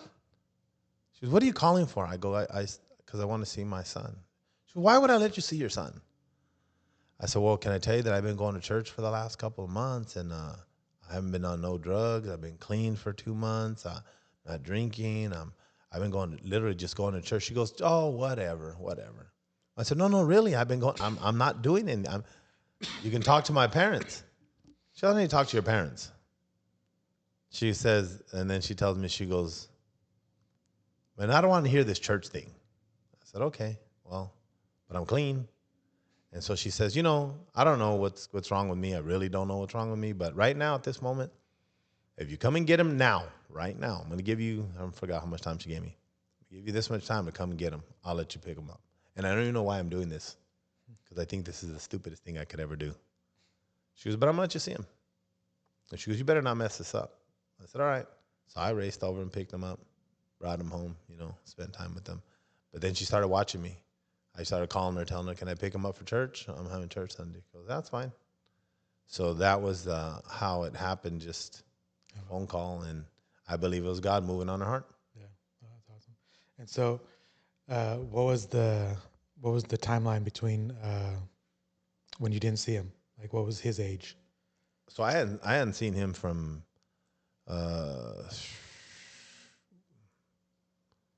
it was just a couple of years, maybe 2.5 years after I got saved. Yeah, So okay, how old was he at that time though? So when I got saved, he was 8. Okay. I hadn't seen him from probably 5 to 8, okay, right around there. I hadn't seen him, and then when I got saved, he was 8 years old. Okay, and so how was that with him? Was he kind of standoffish with you at first, or was he? No, because like I said, I think I always did try to get him as much as I could. And so when I went to prison for a little bit, and so when I went to prison, my parents kept bringing him over to the house. So they would pick him up, give her a break, And so he knew the house, he knew me. I would call the house when he was there, and I would talk to him. I would tell him I'm at work out of state. And so he didn't know anything, but I'm at work. So we always had a communication. Okay. Always talked to him. And so there wasn't a big thing when he finally seen me. He just thought I was at work. He thought I was still working when she wasn't letting me see him. He thought I was still working. So was he happy then to be spending more time with you? Absolutely, yeah. Yeah, okay. He was ecstatic. Oh, that's good. Yeah. Okay. Since you brought it up, I mean, we kind of glanced over that situation, I guess. But so how'd you end up in prison for a little bit? I ended in prison because just knucklehead, really. Yeah. Like I said, we have a violent family, and so I got into a lot of trouble like that. And then I got in with the drinking and the drugs. I never went to prison for the drugs, I went to jail for drinking, and then I had an episode at the end of. I was sharing this with Luis and them last night, and I had an episode where I was at a hotel, and we had stopped at the hotel for the bathroom actually, and we were partying. We were just out partying. We were doing our thing. A group of us, my brothers and a group of other people. That girl that I was telling you about, that my wife witnessed to, she was with us at that time. And so we got caught up there, and security came out. It was an off-duty police officer. Said, "What are you guys doing here?" "Oh, one of our friends is in the bathroom. We're going to be leaving as soon as we're done." So this is the incident that put me in there. And so he said, "Well, you're going to stay here until we check your license." And I knew I didn't have one. I didn't have a license. I had got them revoked. So anyhow, take that. I basically leave. I'm like, as soon as the person got back in the car, we take off. So I'm driving off, and he says, "You're not going anywhere." I said, "Sorry, but I'm not staying here." Because I knew I was going to go to jail. I said, "I'm not staying here." So the off-duty officer actually grabbed on to my arm through the window, and I put it in drive and drove. And so as I drove off, took him with me. He wasn't inside the car. He was outside the car. And the only reason I didn't take him down the road further, and I didn't have a hold of him. He had a hold of me. He just could have let go, and he wouldn't have went on that ride, but he wouldn't let go. So I took him for a ride. And the only reason that he fell off was because I hit a Cadillac that was parked in the parking lot. I hit a sideswiped it, and that jerk knocked him off of my arm. But and so it was instant that I thought I was going to get away. I went down the road, and at the end of the road, there's about 8-10 cops waiting for me. And so that put me in prison. And that put me away. Still didn't get my attention, knucklehead, man. Think you know it all. Yeah. But I wasn't into the deep drugs at that time. It was drinking. It was partying. It was the go to the house parties and things like that. But that was.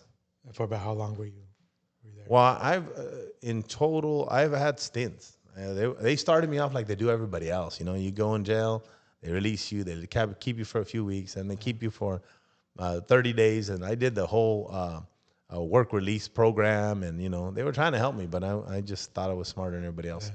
Before you know it, I did 6 months, and then it just kept going. I mean, it's. I never had a long stint. Okay. I never had a 5-10 year thing. I was going to. I was going to say they usually can throw the book at you with that one, right? So after I got out of prison, they told me if you commit any type of crime, we're going to put you away 5 to 7. It could be up to 12 years. And what was amazing, they said, you better not drive. And of course, I'm not going to listen to that. I'm a young guy that knows everything, And so I drive. And I remember driving off from a place, from a billiards hall where we were playing billiards. And there was a dance hall also. And I remember just getting faded there and getting the keys and driving off and getting stopped. I get stopped. And the police, I remember I had somebody with me, and I said, man, I'm going to get arrested. Listen to how God works. This is prior to me getting saved, right before, the whole thing goes down. I'm saying I'm going to be gone for 5 to 7, maybe 12. This is crazy. So the guy gets me out, and he tells me, I want you to do the breathalyzer. And you want to do breathalyzer? I said, no, sir. He goes, we're going to do the sobriety test then. Breathalyzer or I don't do breathalyzer, because I knew what I had drank. And so he tells me, okay, let's do this. And so he does the whole finger thing and point your hand and all that stuff. Okay, I thought I probably did pretty good at that. I figured that was me.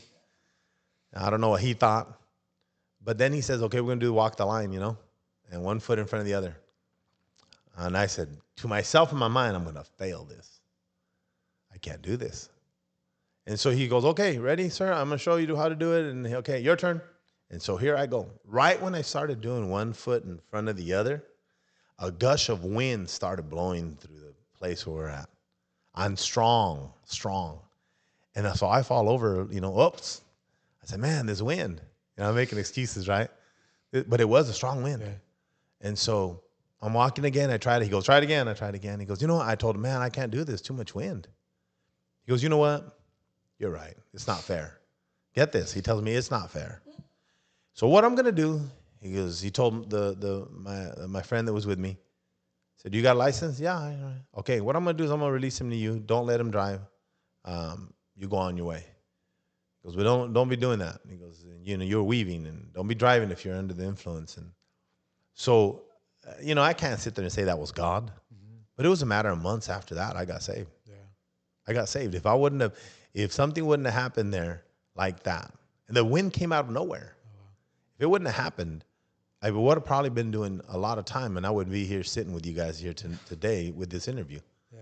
Because I could have been gone for quite a few years, and who knows which direction my life would have went.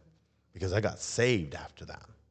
So I think that's totally good. I mean, yeah, that's pretty cool to see because that's one of the things that I find fascinating with these interviews with these people that we do, and it's pointing out moments like that in their life where you can see God's plan, right? Because it's like you see where they are now and what they're doing for Christ, and you look at their life and see, oh, look at these little moments of that was totally God guiding, because it could have gone totally different direction. You wouldn't be here right now. You know what I mean? Yeah. So I think that's pretty awesome. That's fascinating.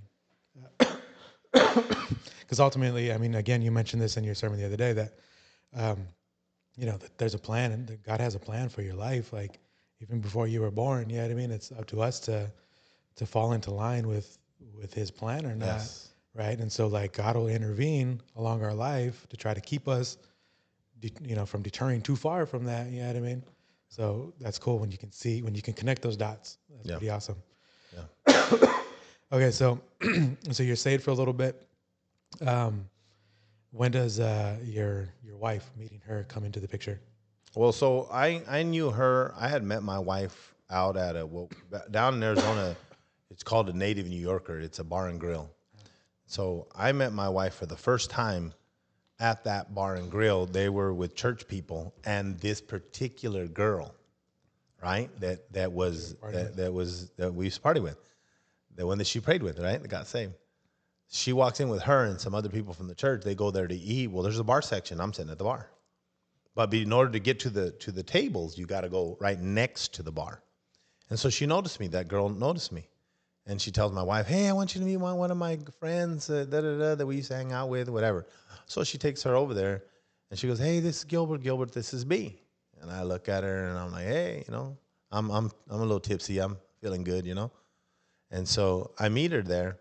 She says hi to me, and I say hi to her, and then of course they go their way. That was our first actual meeting where I come to find out who this person is later, right?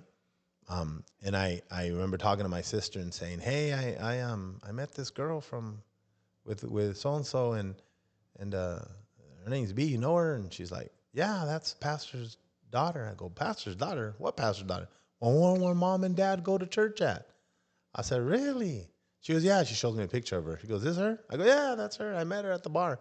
She goes, you liar. She is not going to be at the bar. And I said, yeah, I met her at the bar. And I explained to her the situation. She starts laughing. But nevertheless, after I got saved, I already knew her from there. I knew her because and all that. And so started saying, talking to her a little bit, just off and on, nothing serious. I don't even, my wife can tell you exactly when we started talking seriously, but, at that point, I'm 28 years old. She's 21. Oh, okay. And so we're not kids, but we were talking in church for a few months. And actually the way we got to know each other really well was my wife had got kicked out of church. Her own dad kicked her out. And so kicked her out to discipline her because of sin. And so she was out, and I remember talking to her, where are you going? How come I haven't seen you? Because I would see her all the time, then I didn't see her anymore. I said, why haven't I seen you anymore? She goes, because I'm not coming here. I said, why? Choice? No, my dad kicked me out. What? Your dad kicked you out of your guys' church? That's crazy. She goes, yeah, well, I deserved it. Oh, okay. So anyhow, I started talking to her then. I talked to her and said, well, can I call you or can we talk? Or, her dad says, no, she needs to be You know, she's out of the church. But every time I would see her, get an opportunity, I would just go up and talk to her. And we got to know each other. And then we started talking more when she was about to come back. And then we realized, you know what? Maybe we can take a step towards dating once you come back.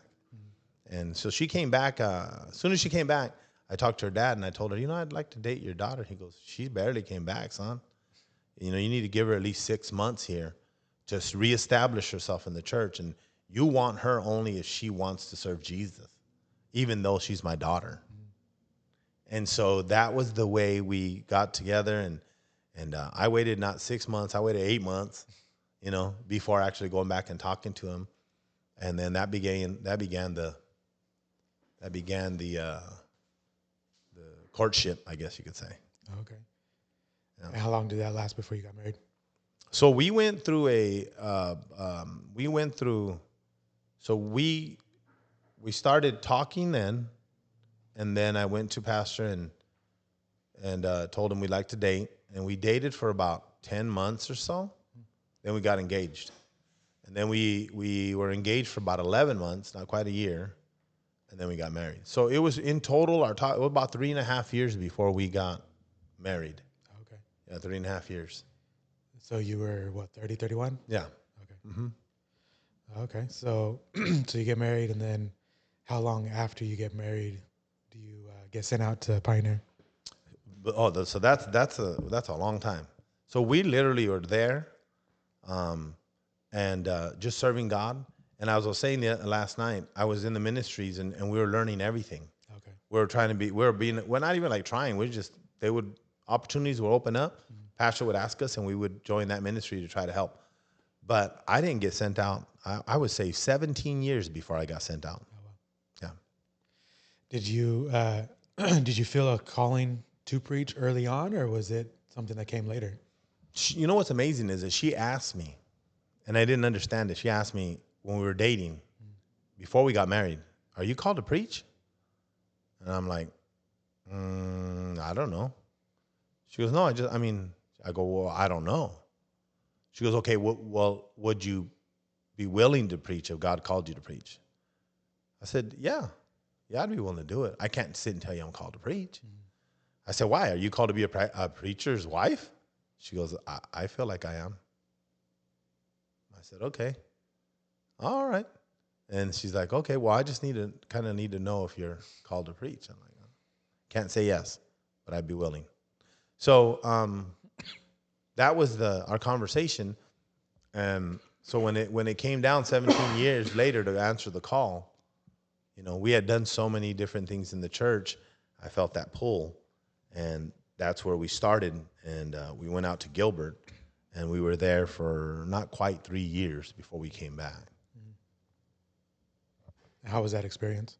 That was good. I learned a lot. Mm-hmm. I learned to trust God. You know, I learned that we can't build anything without Christ at all.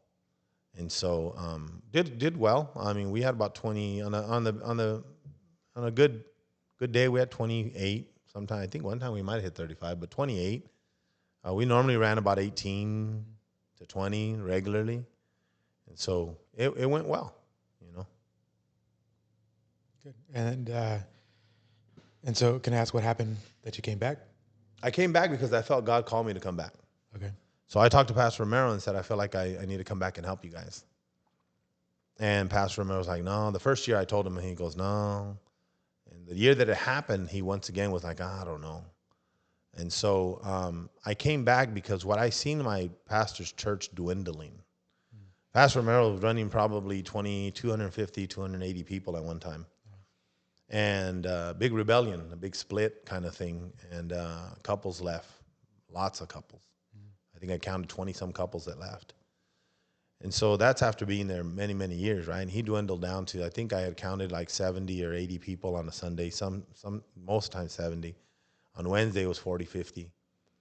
And it was just a massive exodus. And so I just felt in my spirit while I'm there that I need to come home and I need to help build. So when I came back, he had to okay it by talking to his headship and Pastor Campbell and so on. And then finally told me, okay, we'll bring you back. And he goes, but I'm not big enough you can't come back and help me and assist. I said, I know that. And I'm okay with that. I said, let me just help you build. He goes, well, how do I bring you back? You're a pastor. I said, how about a follow-up leader? Just follow up. I go, I don't need nobody's help. Me and my wife will follow up. Because out there, we were following up on 20, 30 people all by ourselves. Yeah. That's how you build a work, right? I said, so I knew I could do that. And didn't know that before I went. That's one of the things I learned. You know, you're in a church, you think you can only follow up on one couple or one person. Well, I found out pioneering, you need to, and you better follow up on 20, 30 people, or you're going to have nobody. Mm-hmm. And so I realized being out in the field that I could follow up on a lot of people. So I came home and I started following up. So they announced me as a follow-up person with no team. I was just me and my wife. Mm-hmm. And that's how we came back. So we focused on that. And we were told that if we can help get that church to a certain number, then we can not legally, but we can find the spot where we can assist. Okay. And so we assisted after years of, a few years, I think, 2 years, I think, of following up. Oh, okay, good. The church got to 100, and it got to 120, and sometimes we're seeing 150. And so, and Pastor said, okay, I can use you now. Yeah. Okay, so during this time of your marriage, right, 17 years before you got sent out, how was it when you first got married as a newlywed? Was I'm assuming when you got saved and you radically delivered from everything, one of those things was adultery, right? Or did you have issues in your marriage, or was it? I mean, you were good. Yeah, one of them was. I grew up in a family of whoremongers. Yeah. There's no faithfulness. I mean, faithfulness because you stay married, but that's not faithfulness. So I grew up with that, but it didn't affect me. I think one of the powerful things about seeing my parents married, from knowing that they were married and never seen anything other than that because I didn't know all the other stuff of adultery and all the other cheating things. To me, it was my mom and dad were married and there was no problems and they were loving each other. And you know what I'm saying? I didn't see anything. I grew up that's how you are. I grew up that's how you live. So faithfulness for me was like, it was real and it was common, and it's what you do. Mm-hmm. You stay faithful to the person that you're with. So when me and my wife being married, that was it for me. I said yes. I said I do, and I did, and it's not been any real struggles in that area. We went through the typical marriage things. I remember Pastor Merrill telling me, if you make it through the first 5 years, make it through the first 5 years. And I didn't think anything of that. I just thought, oh, that's just a cliche. That's a word but first 5 years for me, it was true. We broke 5 years. It's like something in the spiritual just broke away, and it started becoming easier to be married. But nothing. No, we've always had the respect. We've never cussed at each other. We've never yelled at each other. We've never, I'm not gonna say yelled at each other. We've raised our voices, but I'm saying we've never screamed at each other. Yeah. We've never said the word divorce. We've never mentioned separating. We're gonna work through everything because God put us together. Good, that's awesome. And so, as a married Christian couple, what was one of the hardest trials as a Christian that you guys had to deal with? You if you have something that's super difficult, I'd probably scream out in my mind, and I don't have anything. No.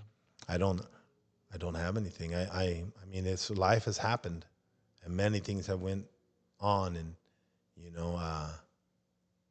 in our Christian lives, but God has been good. Okay. And so we've never, besides what everybody else goes through, family tragedies and so on and so forth, ups and downs of marriage, ups and downs with kids. I mean, I've not had anything that just screams at me right now. Okay. Your financial situation through all this was good, like with your job and stuff like you didn't have to deal with? I worked a 9 to 5 for most of my time until I opened the business. My business being opened up is a miracle from God. I've testified of that. You want to talk about that a little bit? Yeah. How you opened that up? And so I was 9 to 5. I got a job with my dad working in the plumbing business. warehouse pulling parts and for plumbers. And so that's how I got into the plumbing industry. So I'm working 9 to 5. I work for several plumbing companies throughout learning the plumbing, But there came a time where I ended up getting, I had an owner of a company that I worked for telling me that if I wanted to open my own business, I said, well, I don't got the money. I said, it'd be nice, but I don't have the money. He goes, you should look into it. And this man was older in his years.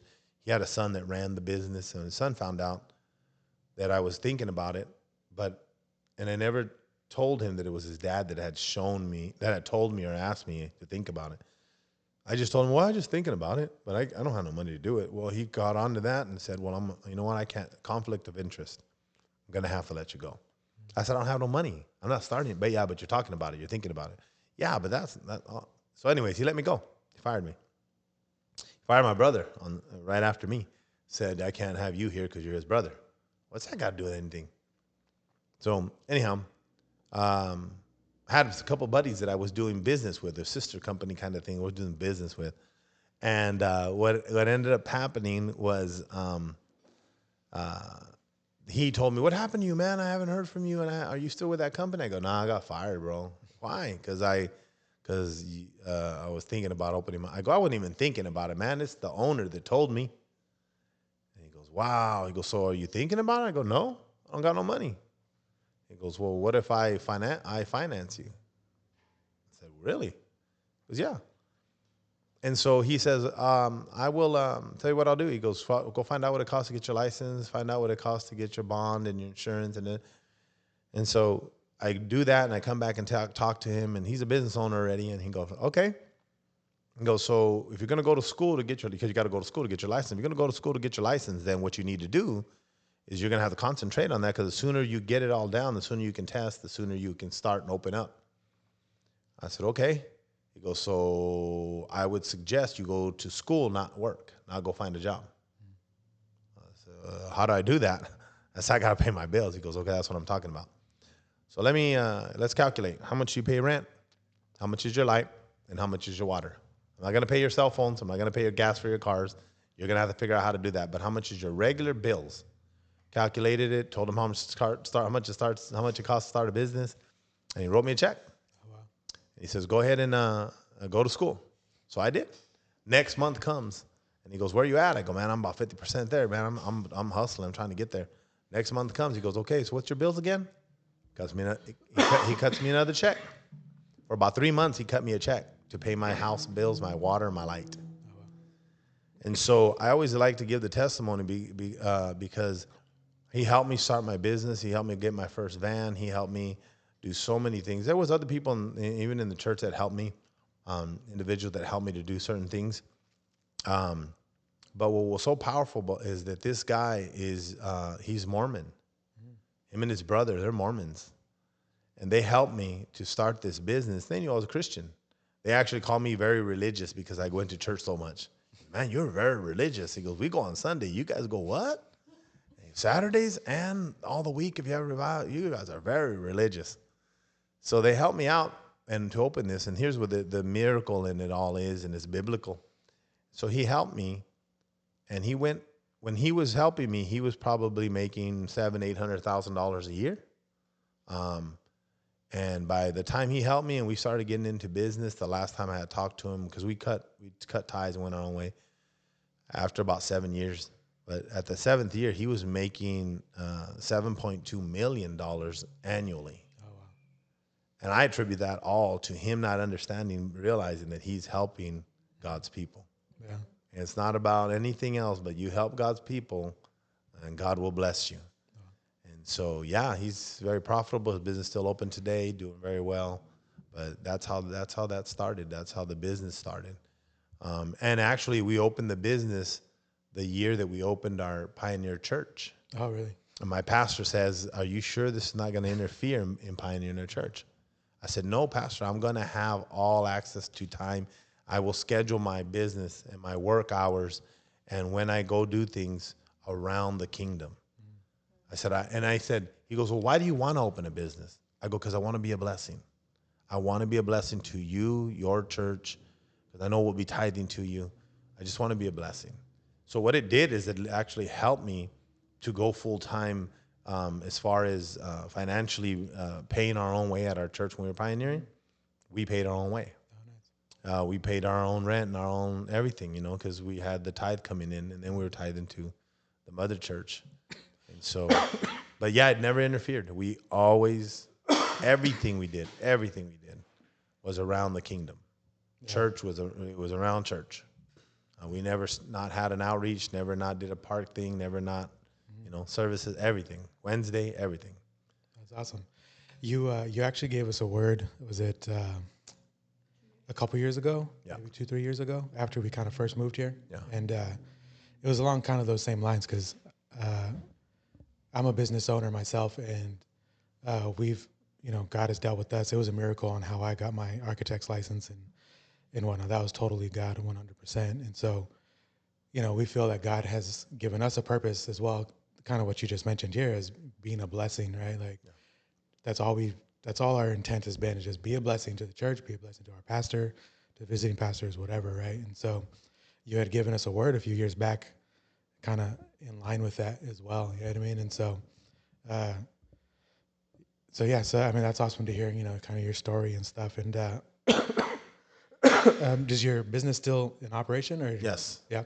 Yes. Okay. So that's cool. So that's the other thing too, that that's awesome about being a business owner, right? Is you can, when you get to a certain point, you can step back and let other people kind of run your business, or, I mean, where you're not having to be 100% Yes. there all the time.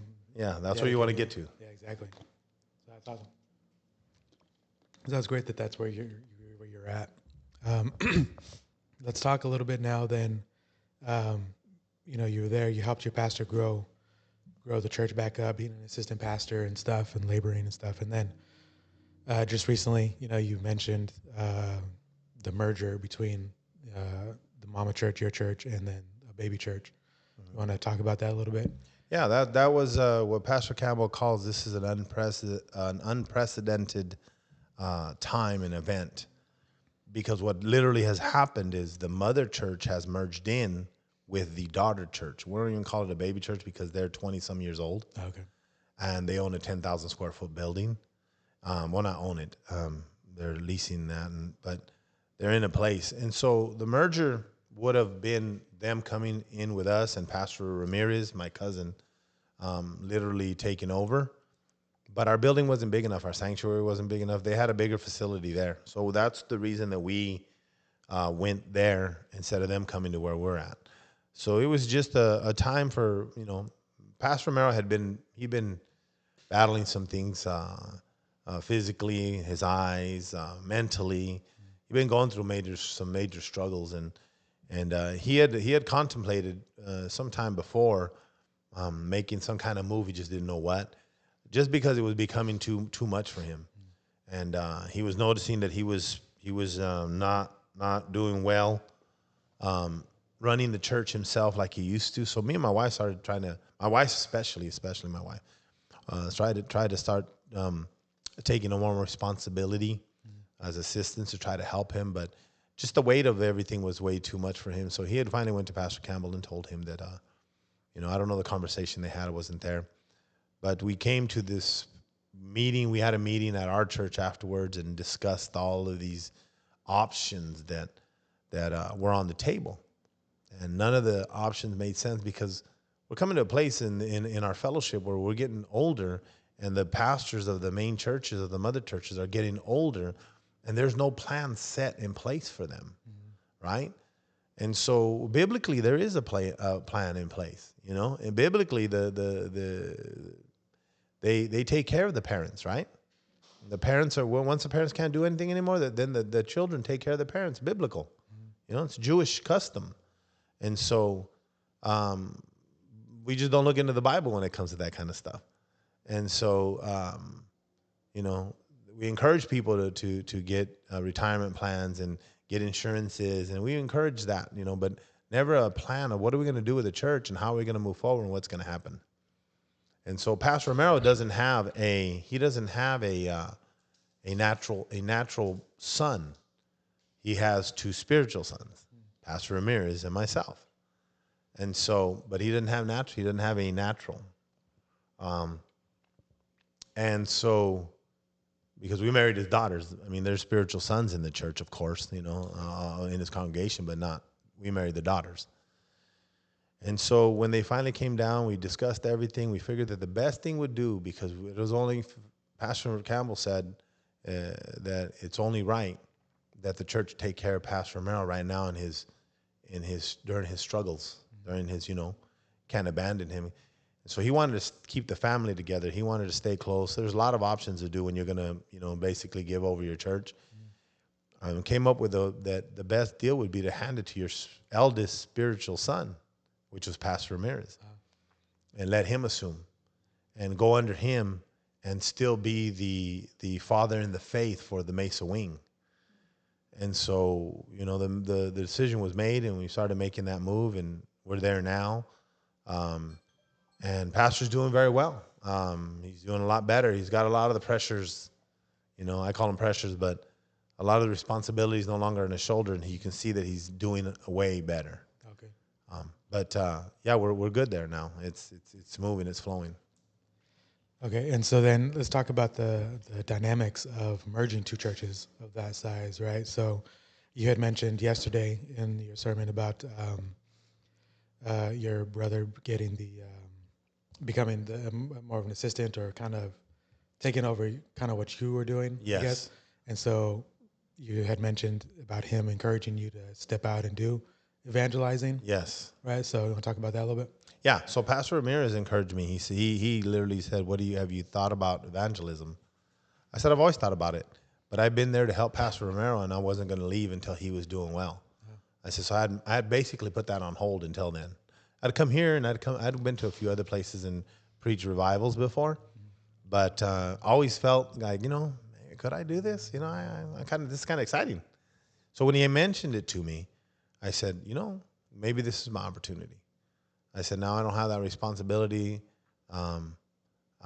We don't have an evangelist out of Mesa, or, now the merge. We still don't have one. I thought it'd be exciting to maybe be the first one out of Mesa. And it's in my heart. I've had meetings, and so that was what kind of put me. I'm still not. I haven't been announced as that. If it ends up being, if it ends up being the thing, what I'm going to do, we'll announce it at the Chandler conference. I haven't been announced that. He just basically told me go test the waters, and so I started making phone calls. I called your pastor. I said, hey, throw my name out there, man. I wanna see how this goes, and if it, because of the business, it's not like I'm relying on the Income of it. the income. Yeah, I'm not relying on that. It's literally trying to help churches, right? Yeah. And I'm still okay. I can pay my bills with the business, and so, but I can afford to just try and see what goes on, and if it's good and if it works, then it's a potential announcements full time. Oh, that's good. That's a great place to be, because, like you mentioned, you have that freedom to, if you need to stay at home for a month because you got to help out with the church and Yes. help grow and do this and that. Yes. You have the ability to do that, so that's a great place to be. You know what I mean? Yes. Okay, and what about the dynamic? I know one of the guys in the church, he had mentioned this question to me. He's like, "Well, what happens with the disciples? Right? There's disciples in both churches, I'm sure, right? And so when you merge, like, what happens with that whole dynamic?" Because Yeah, that's powerful. So because it's unprecedented, because it's never happened, because we've never put in a mother church in with a daughter church, ever. Nowhere in the fellowship that we know of. We're learning on the fly, right? We're learning. So one of the powerful things about this merge is that Pastor Ramirez he's a 40-year-old guy who has wisdom beyond his years. He prays and he gets a hold of God, and he bounces countless things off of Pastor Campbell, nonstop, right? Step by step. But one of the things that he did is that he said, look, well, you have ushers, we have ushers. Guess what? Well, now we have double ushers. So now our schedule is going to be, we have schedules, and they're going to be, spread out where guys are going to, but they're going to keep doing that. Nursery workers, we just got more girls that can take nursery. So it gives a break to the ones that have been there doing it all the time. They don't have to do it as much as they were doing it. So it kind of gives everybody kind of a little relief of things, Children's church, we have that. They put them together. They just keep separating, putting like I said, it's giving people time to breathe and giving everybody time to sit in services when they possibly weren't doing that before. But everybody, the only real hard thing is when you get to the top. So they have Pastor Ramirez, and they have Pastor Uriah, who is Pastor Ramirez's son. He's the assistant.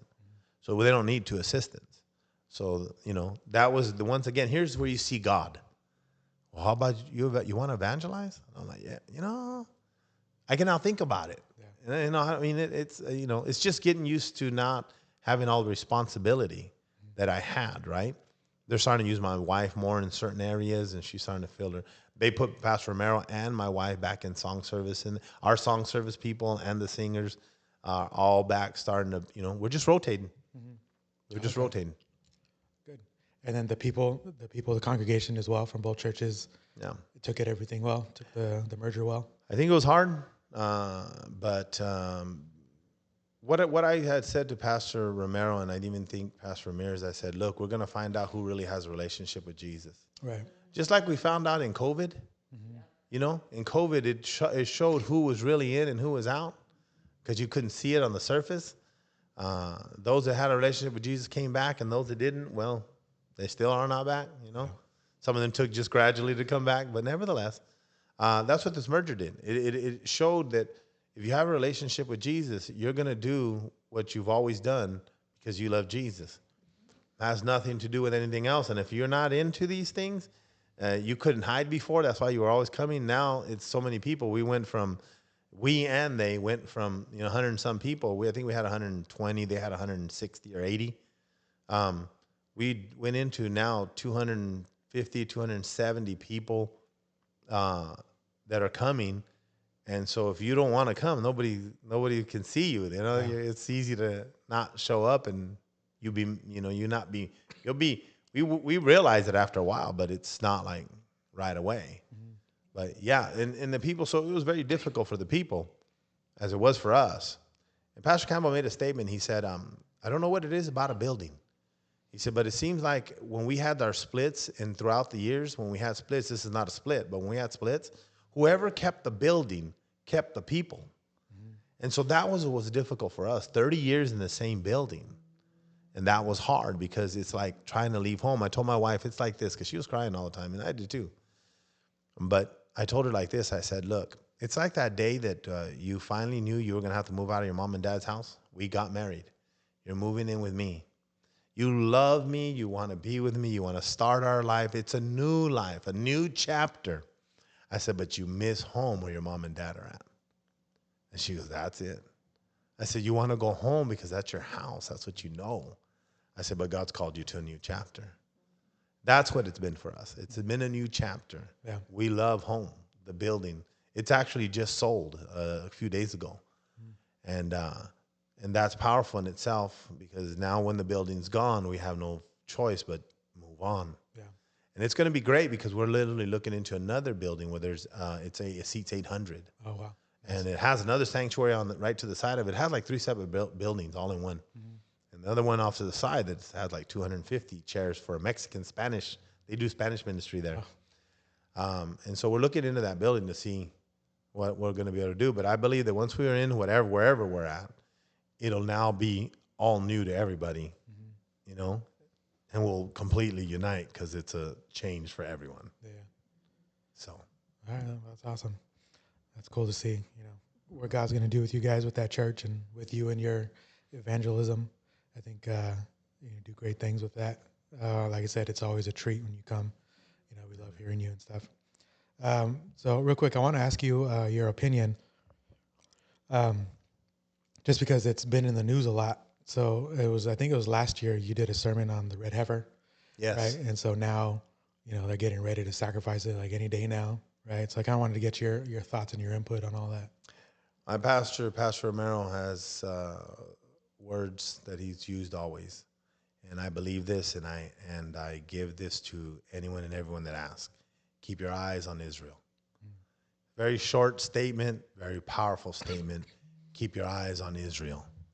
Because Israel is where it's all going to begin.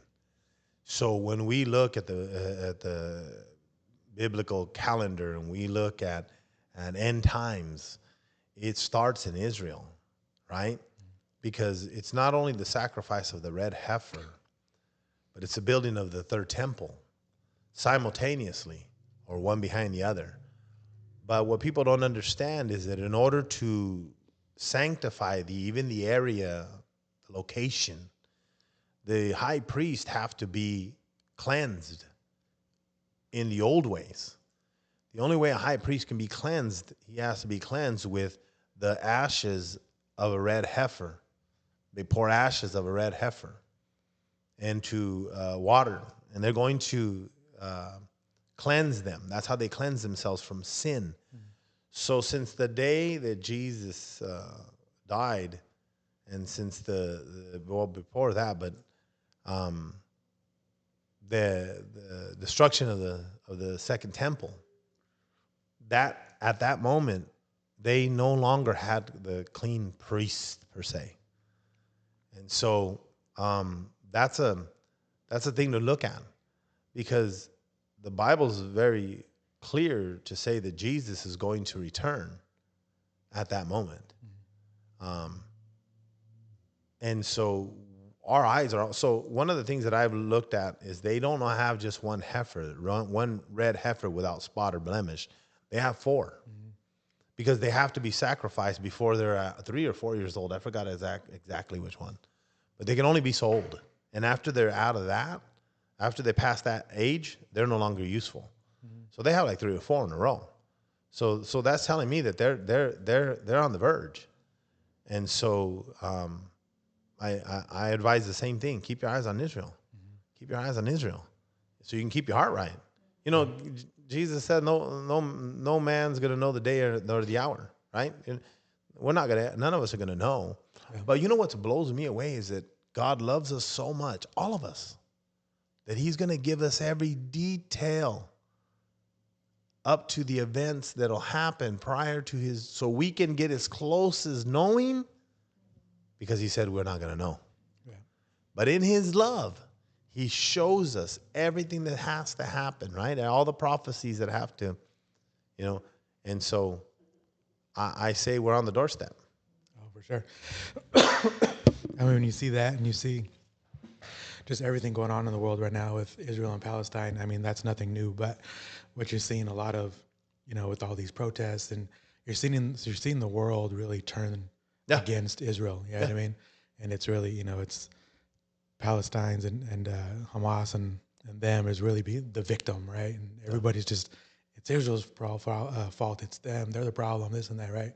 So it's interesting. I know I looked into your church and your pastor and stuff a little bit, and I saw that he seems to be into eschatology and this kind of end times, a lot of the end times stuff. And so it's kind of interesting to see just everything unfold. Like you said, it's like, oh, we're at that last hour, man. Like that last minute, like it's getting close. Absolutely. So definitely, you want to get your heart right and stuff. Yes. Okay, so that's pretty. It's a great testimony. What you have. I think it's a powerful story. Is there anything, lastly, that you'd like to say, or we usually ask for kind of last words of wisdom from your life and what you've gone through, if it's something to deal with addiction or with loneliness or whatever you felt, like what advice would you give to somebody in the same situation that you've been in? What would I say? Honestly, I there's no better words than give your life to Jesus.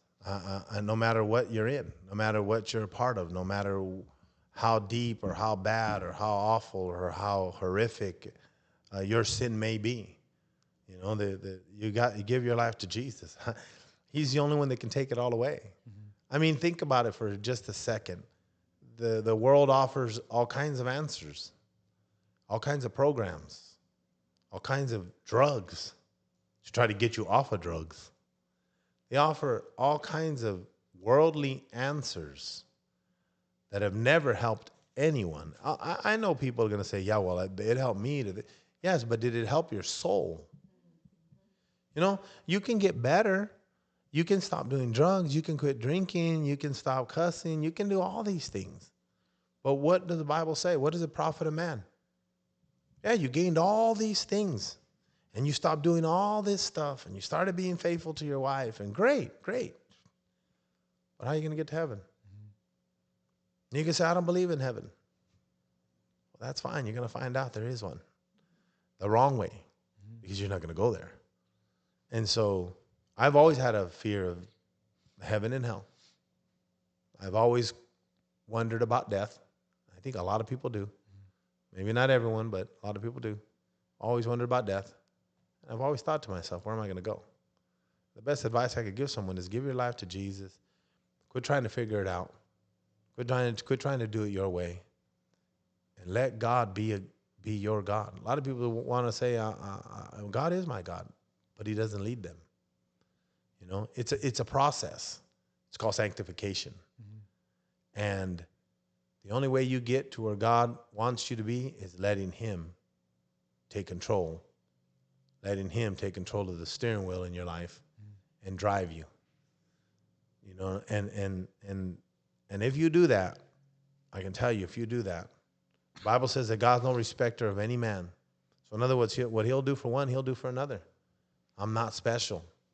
I'm not better than anybody else. I just trust God. I just trust him. Mm-hmm. And I try to leave my life in his hands.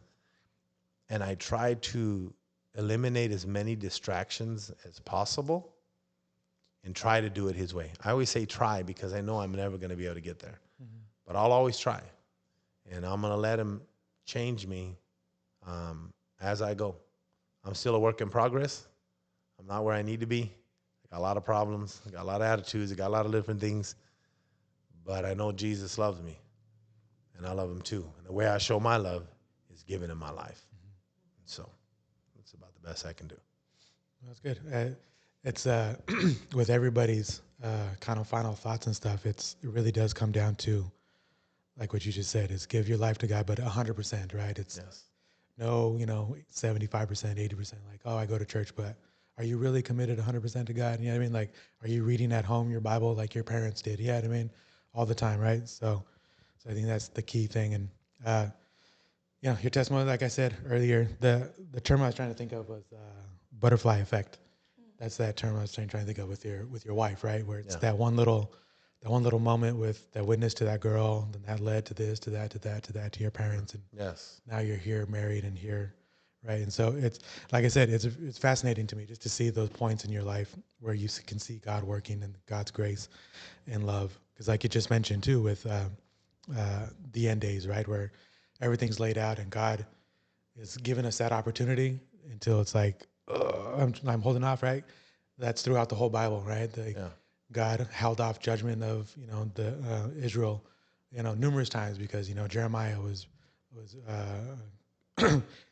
was praying for to hold on, and everybody's throughout the whole Bible you can see God wanted to punish them for their sins and their wrongdoings, and God held off until it was like, I can't do it anymore. I mean, so anyway, so for you, you can see God. Like you could have had those moments of your life going opposite directions, right? If you go into prison for longer, or in your drug addiction or whatnot, like many moments in your life where you would not be here right now, right? Yes. And having the impact that you do in your ministry. So like that's awesome. I love seeing that. Yeah, seeing God just working in people's lives, even though they're not saved at that moment. You know what I mean? That's great. So anyways, thank you again for joining us. It's been great. We're looking forward to tonight, to the last night of revival. Amen. We're believing God's gonna move tonight. Yes. So yeah. Anyways, thank you for joining us. Do what you got to do with the like, share, subscribe, all that stuff. And thanks for watching. Praise God. Bye. Thank you so much for joining us. We want to give a shout out to the Choosing Hope Foundation. Go to the website choosinghopefoundation.org. See what they're doing over there, man. Wrapped around prison ministries, just doing big things out there. Check it out if you want to donate, or if you just want to see, or if you just want to just check it out and see what can happen. Hey, just see it. See what can happen. check out lifespeakspodcast.com and be up on the info about our podcast. And thank you so much for watching. If you want to donate, you have an option on there. Next, the Potter's House, GRA.com with our church, the Universal Church in Universal City, Greater Randolph area, 2025 Universal City Boulevard. Come and check us out, see how God's moving. Let's check out the website. Once again, it's thepottersHouseGRA.com. And, man, just see how God is just moving over there. And it is awesome. Like, subscribe to our podcast, ring the bell so you get all the notifications. And thank you so much for joining us.